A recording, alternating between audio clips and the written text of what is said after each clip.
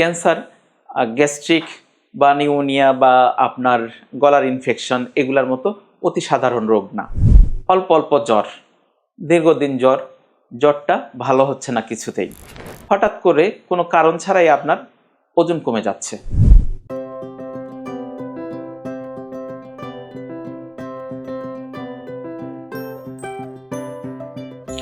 আসসালামু আলাইকুম, আমি ডাক্তার মোহাম্মদ আসাদুজ্জামান, মেডিসিন ও ক্যান্সার মেডিসিন বিশেষজ্ঞ, জাতীয় ক্যান্সার গবেষণা ইনস্টিটিউট ও হসপিটাল, মহাখালী, ঢাকা এবং popular diagnostic centre, Jasimuddin road, Uttara branch. আজকে আপনাদের সামনে আমি কথা বলবো ক্যান্সারের কিছু সাধারণ এবং প্রধান লক্ষণ নিয়ে, যে লক্ষণগুলো আপনাদের মধ্যে ফুটে উঠলে প্রাথমিক একটা ধারণা করবেন যে ক্যান্সার আপনার হলেও হতে পারে। দেখুন, প্রথমেই বলবো ক্যান্সার হলো খুবই রেয়ার একটা ডিজিজ, খুবই কম হয়। ক্যান্সার, গ্যাস্ট্রিক বা নিউমোনিয়া বা আপনার গলার ইনফেকশন এগুলার মতো অতি সাধারণ রোগ না। আপনার বাসার ধারে কাছে বা আপনার গ্রামের ধারে কাছে বা আপনার শহরের কয়েকটা ফ্যামিলির আশপাশের কয়েকটা ফ্যামিলির মধ্যেও হঠাৎ দু একজন ক্যান্সারের রোগী দেখতে পাবেন। তার অর্থ হলো ক্যান্সার যথেষ্ট রেয়ার ডিজিজ। সুতরাং কোনো লক্ষণ আপনার মধ্যে প্রকাশ পেলেই আপনি ক্যান্সার মনে করে আপনার মনে খুব কষ্ট নিয়ে বসে থাকবেন, এরকমটা কখনোই করবেন না। আমি যে লক্ষণগুলো বলবো এই লক্ষণগুলোর মধ্যে অনেক লক্ষণই অনেক সাধারণ রোগে হয়। সুতরাং যদি লক্ষণটা থাকে আমি আপনাদেরকে এই লক্ষণগুলো বলবো এই জন্যে যে এই লক্ষণগুলো হলে আপনি একজন ডাক্তারের পরামর্শ নেন এবং ওই ডাক্তার সাহেবই ঠিক করে দিবে যে আপনার পরবর্তীতে আপনার কি করণীয় এবং আপনার মধ্যে ক্যান্সারের কোনো লক্ষণ আছে কিনা। প্রথম জেনারেল কিছু সিমটম আছে। ধরুন অল্প অল্প জ্বর, দীর্ঘদিন জ্বরটা ভালো হচ্ছে না কিছুতেই, 1 নম্বর সিমটম। 2 নম্বর, আপনার আনইউজুয়াল টায়ার্ডনেস, শরীর খুব দুর্বল লাগতেছে, পর্যাপ্ত রেস্ট নেওয়ার পরেও আপনার ক্লান্তি দূর হচ্ছে না, এটা একটা সিমটম। 3 নম্বর সিমটম হলো হঠাৎ করে কোনো কারণ ছাড়াই আপনার ওজন কমে যাচ্ছে। 4 নম্বর সিমটম হলো আপনার স্কিনে কিছু চেঞ্জ আসছে, যে চেঞ্জগুলো খুব স্বাভাবিক মনে হচ্ছে না আপনার কাছে। ধরেন একটা কালো তিল ছিল, এই তিলটা হঠাৎ করে বাড়তেছে এবং তিলের মার্জিনগুলোও কেমন, তিলে হয়তো আপনার ইচিংও শুরু হয়েছে, তবে ধরে নেন এটা একটা সমস্যা হতে পারে। 5 নম্বর সিমটম, ধরুন আপনার জন্ডিস হয়েছে। জন্ডিস প্রধানত ভাইরাসের কারণেই হয়, হেপাটাইটিসের জন্য জন্ডিস হয়, সেটার কথা বলছি না আমি।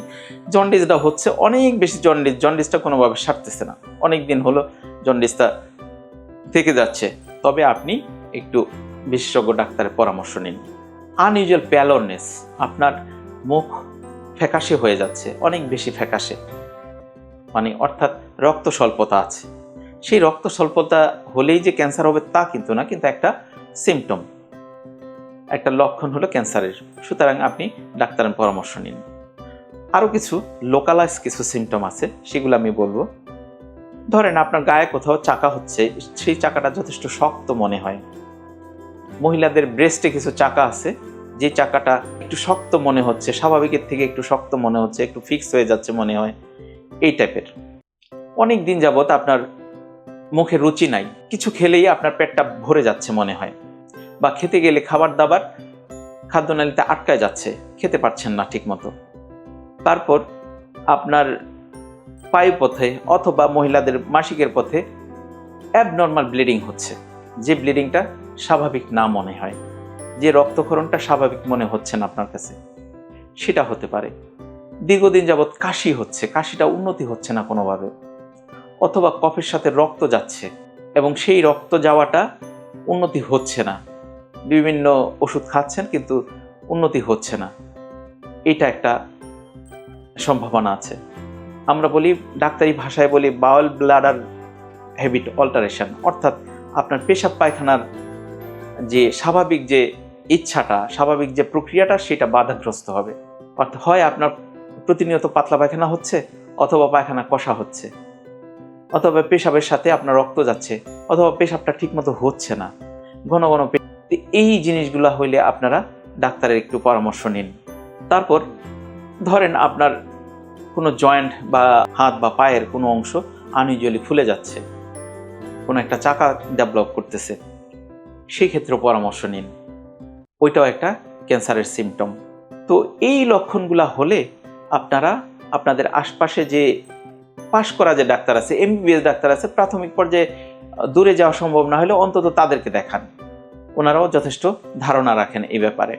তো ওনাদের ধারণা মতে ওনারা যেভাবে পরামর্শ দেয় সেইভাবে পরামর্শ মতো আপনারা আপনাদের আশপাশে বিশেষজ্ঞ চিকিৎসা দেখান। আমার ধারণা বিশেষজ্ঞ চিকিৎসা দেখালে আপনাদেরকে উপযুক্ত পরামর্শ দিবে এবং তারপর প্রয়োজন মতো আপনারা সেইভাবে ব্যবস্থা নেবেন। যদি ক্যান্সার ধরা পড়ে হিস্টোপ্যাথোলজিক্যাল পরীক্ষার পরে, তবে অবশ্যই ক্যান্সারের পরামর্শ নিন। আমাদের দেশে এখন ক্যান্সারের বিভিন্ন রকম ক্যান্সারের বিশেষজ্ঞ ডাক্তার তৈরি হয়ে গেছে এবং তাদের কাছে আপনারা পর্যাপ্ত পরামর্শ পেতে পারেন।